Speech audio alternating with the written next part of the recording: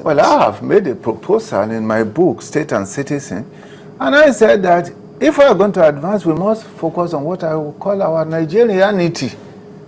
When you focus on it, and if in reality, if we look at our constitution, there's nothing like ethnicity, religion, or region. It just talks of the Nigerian citizen. And really, that should be our focus.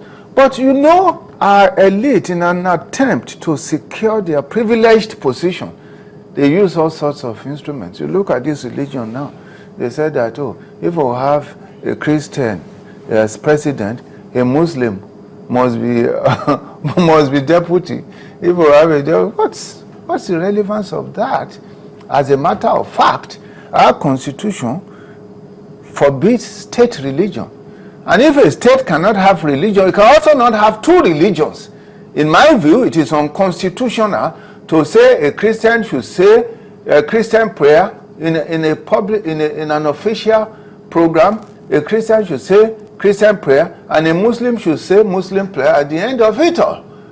So, does Nigeria have only two religions?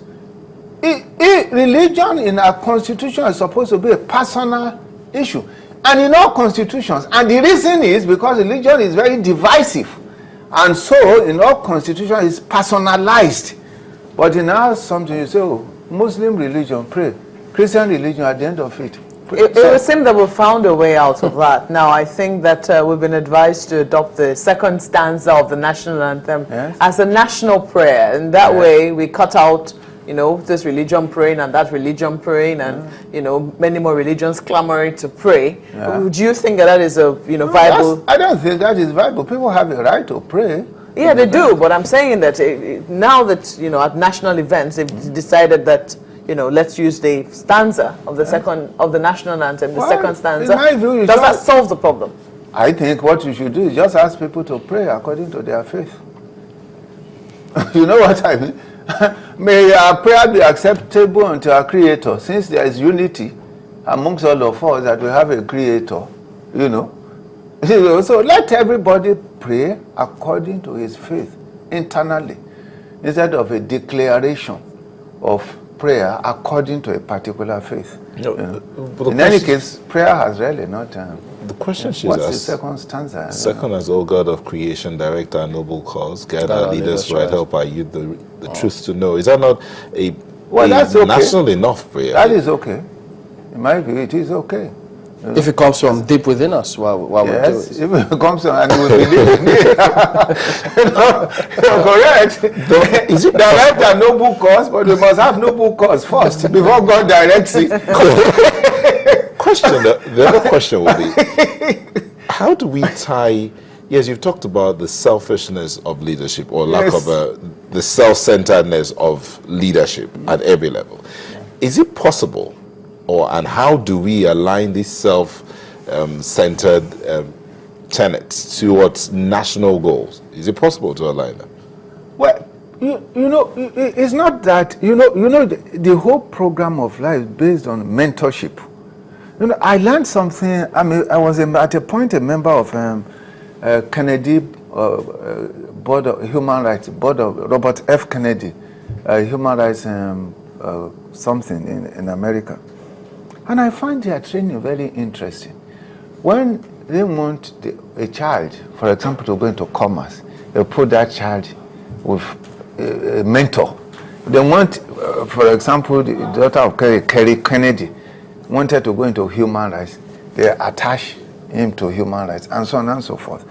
You know, the way to do it is, first of all, training. That has always been essential in human progression. You have to train people well. And when you are training people well, it's not just about the knowledge, it's also about the person too. A lot of influence on us. It's not just the knowledge we gather, but the way our leaders live. You know? So these are the sort of things. Again, it goes to this issue of leadership. What type of formation do we create in citizens? What do they become? In the past, our parents can tell us, they say, oh, I know what my daughter or my child will do. Even if I'm in America, they will say that, look, I know, you know, when you are going, they will remind you that you must remember the daughter or the son of who you are. You understand what I mean? That's just enough. But now, there is chaos, a lot of chaos arising from disorder in the community and the family, which may not be the problem with the people, but the challenge of poverty many times, you know. The education has totally collapsed. How can you have a nation where you cannot even have one primary school, public primary school, that an elite can put their children? We have a city, there is no city in this Nigeria that has water. None. A short while, just a very short while ago, the entire southern part of Nigeria is cut off from Abuja. I've traveled between Lagos and Abuja. I was amazed. You cannot even, I'm saying that this entire nation is cut off with all the wealth of this nation, and then you are spending billions developing this. Appears to be lack of vision, thinking, deep thinking. You are spending billions making the road from the airport to Abuja. Hundreds of, maybe billions, trillions, perhaps. And yet, Okene, when you leave Okene and you are going to Lokoja, you can't even find a way. If you leave Okene and then you decide to pass through Kaba, the road is even worse. So there appears to be something wrong with the thinking faculty, and that is because our preoccupation is not yet about this country. We don't want to create a great nation. You know what I mean? You know, when a nation wants to be proud, its citizens make sacrifice. You see how aeroplane was built by the brothers. What do you call brothers. By the what? Wright brothers. Is that right or Wilberforce? Yeah, Wilberforce. Yeah, Wilberforce brothers. They kept trying until they achieved it. What are the leaders? We have to go. Oh, okay. I hope it's not We trillions have to go. because Okay. they have to pay people with gold if it's trillions. No. Well, thank you for coming on. We have to go. Thank you. It's been a pleasure having you on. It is a pleasure. And give our regards to Mr. Giglo. We should pay him a visit. Giglo, right? Gagilo. Wow. You say he's in the hill. Is he coming to Nigeria? That's great. Is he helping to develop the nation? A nation that he hoped would develop him when he becomes old.